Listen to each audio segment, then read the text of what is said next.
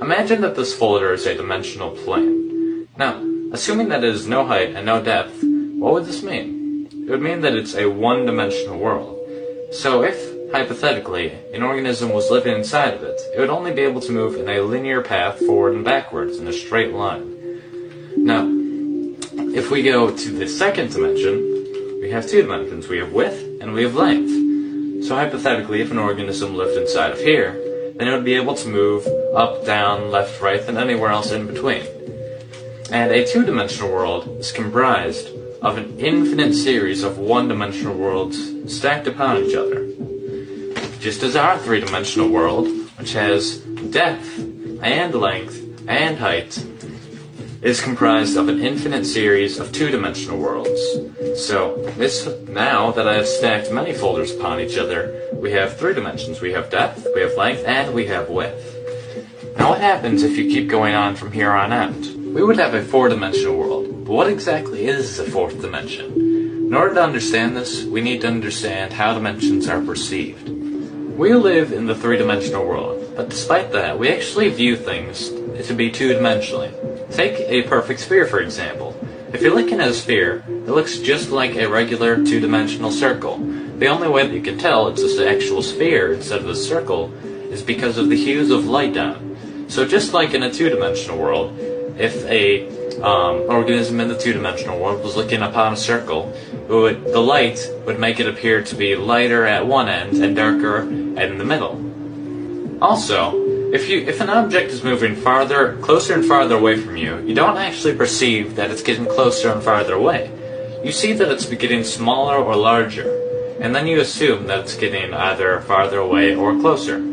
But let's say that an object was to grow in perfect equilibrium, so that it was growing at the same speed that it was shrinking as you move it farther away. Then you would not be able to tell, without any lights or if there were details on the object, that it's moving or growing at all. You may have assumed that since we perceive things to be in two dimensions, that a two-dimensional organism would see in one dimension. So, as we're watching this rubber band expand as it moves farther away from this little organism in the two-dimensional world, it does not actually perceive anything is happening to it because it's growing at the same speed that it's moving farther away. But since we can actually see it from the three-dimensional world and perceive things to be in two dimensions, we can see things for how they actually are. The reason that the two-dimensional organism doesn't see things the way they really are is because the two-dimensional organism sees things in one dimension, just how we, three-dimensional creatures, see things in two dimensions. So in a way, we don't really see our world the way it truly is.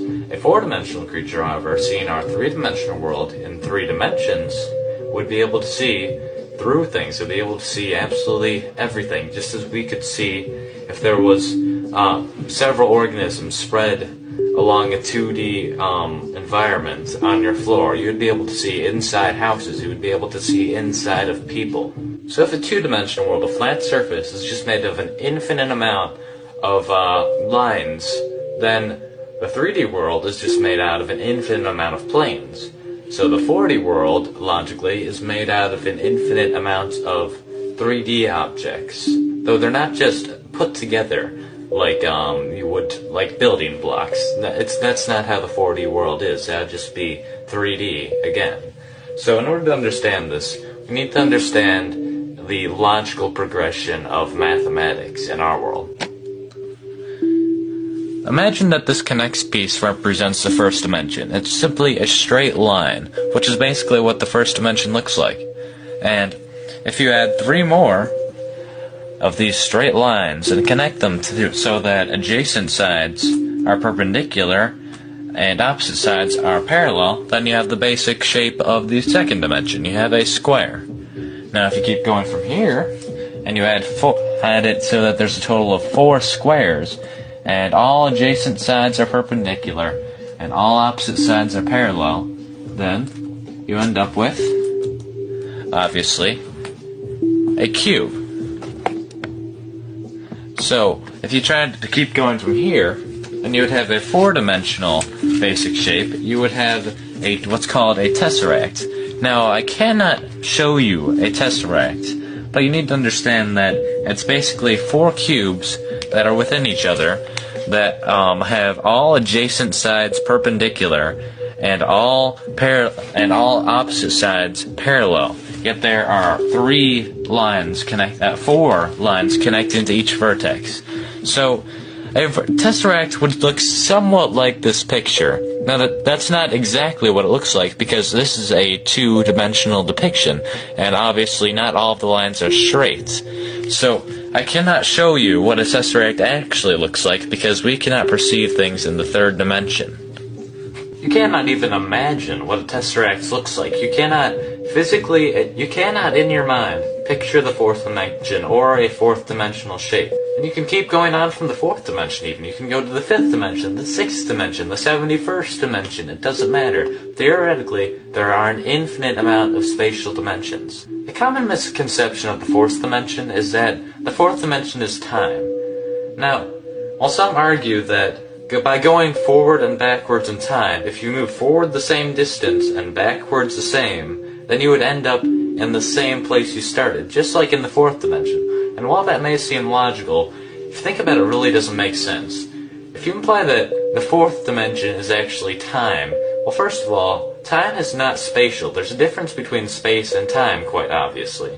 And assuming that all dimensions are according to a pattern, then that doesn't really make sense either, because saying the 4th dimension is time, every dimension has time in it. So that would mean that the 4th dimension is special in some way, which doesn't really make any sense. Another reason this doesn't make sense is that we very, very, very slightly travel through time whenever we move due to the distance that light takes to get to our body.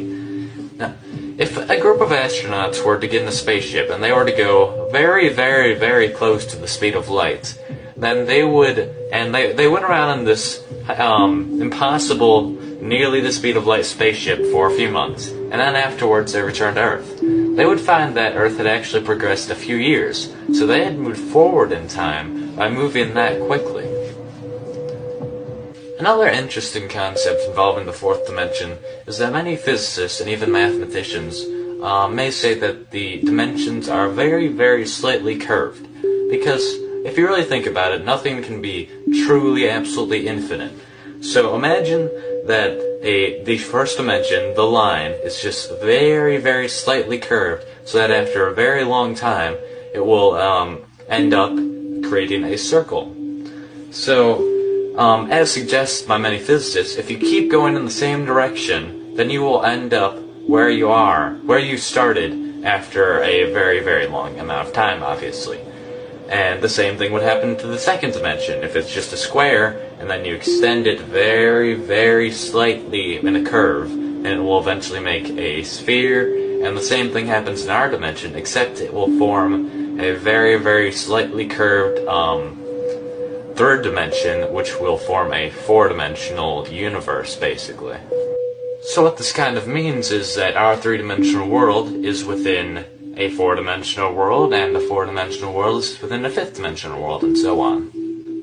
Now, I did say that nothing can be truly infinite, but if this is true, and a dimension is really within another dimension, within another dimension, within another dimension, then I'm implying that there's an infinite amount of dimensions, which is the only problem I really have with this theory. I'm not sure if it ever stops, or if infinity is really even possible. We don't know that. Thanks for watching my video, and I hope this gave you a better idea of what the 4th dimension is.